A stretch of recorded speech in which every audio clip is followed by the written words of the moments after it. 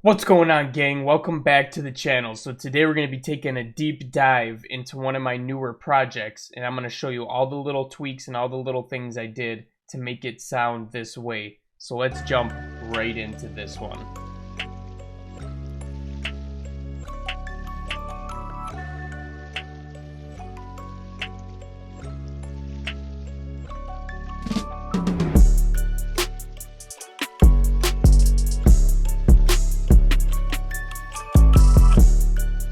Alright guys, so I started with this melody right here. Hey!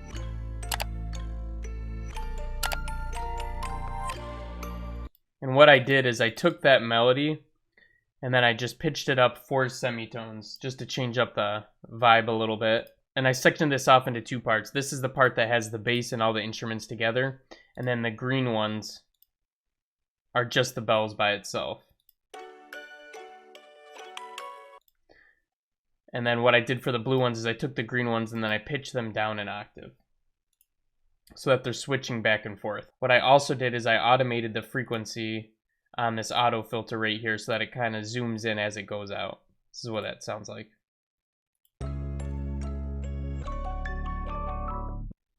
Alright, so it cuts out right there and it leaves a little tension for the song to build up. Alright, so we'll just take a look at the elements that are in this intro. I used some Waves Folly. I actually recorded this in Michigan. Just this is from like a waterfall or something, but this is just some waves. It's like some white noise, so if we turn it up.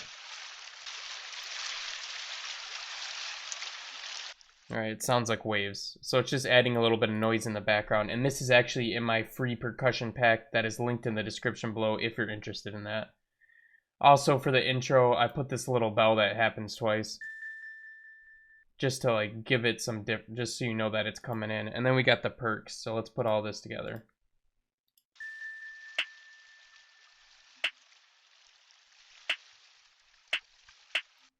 And then when the drop comes in, I have a little FX, which is like a sweeping sound. And then this is going to be a drum fill. Alright, so let's listen to it from the intro now, and then we'll jump into how the breakdown goes.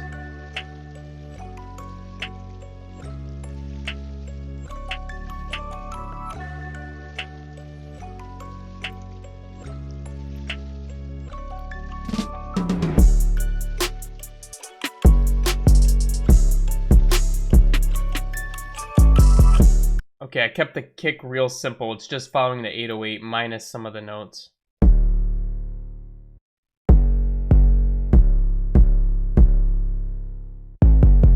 And that's just repeating over and over again, but for the 808, this is what we have.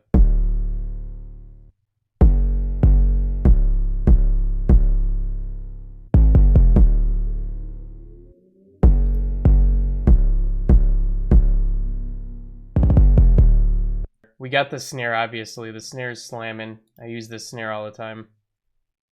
This is from the Decap Drum That Knocks Volume 8. It's a little bit of a different snare, kind of gives it a different feel and touch to it, instead of just using all the trap snares. And then we got this off snare as well.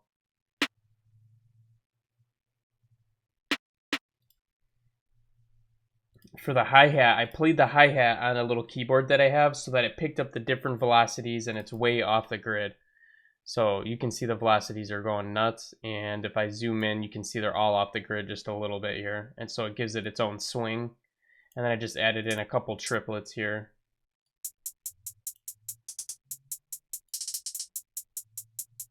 A really fast triplet here.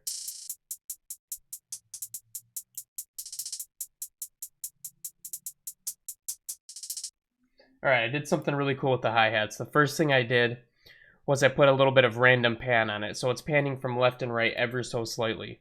The next thing I did was turn down the sustain and the release so that I could control the length of the hi-hat. It was a little bit too long, so this felt right to me.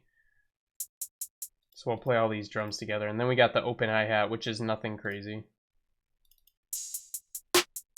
Also off the grid.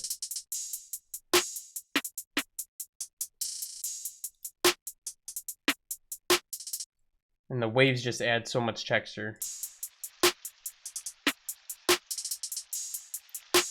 So I would recommend using some textures and trying those out in your beats, because it actually gives it a whole different feel to it when you put it in there. And let's see, I'll show you that I set the volume super low on these waves. So they're just barely in there, but they're just filling in any gaps.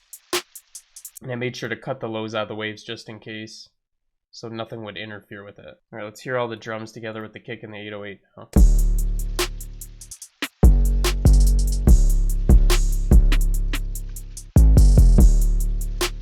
And I do this thing at the first drop. I always take out the last snare in these two sections. It just kind of builds up some anticipation, and then it just comes in full blast.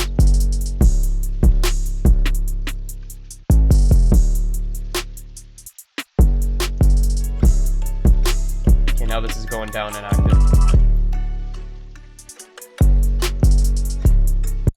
So what I did is I took the drums out at the very beginning. I took the first snare out, and I took some of the hi-hat out. The waves are still going because they're just adding some ambience in the back, and then I got the 808 playing. But that little bit of a gap there makes the biggest difference.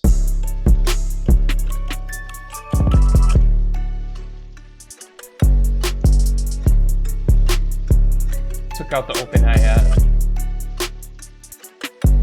and put the open, or the off snare. I bring that back in as well.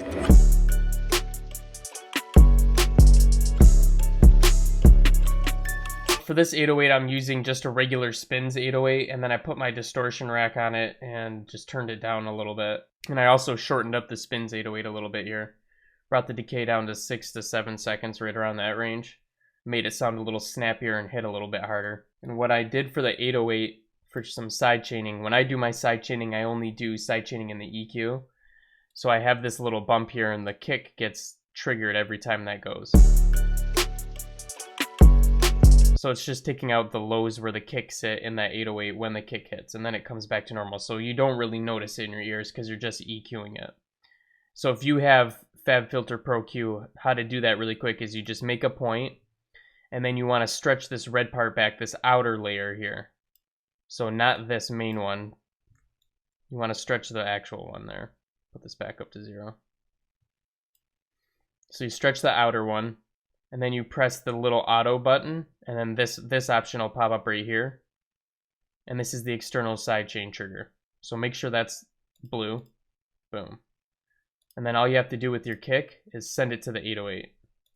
Alright guys, so that was a deep dive into my new beat here. I hope you guys like that one. Let me know if you like this kind of style, or if you like it more when I make it by hand. It's all different. This way I feel like I could dive in and show you all the little nitty gritties, versus trying to play it and fit that in. Takes a little longer and harder to squeeze in a 10-minute video.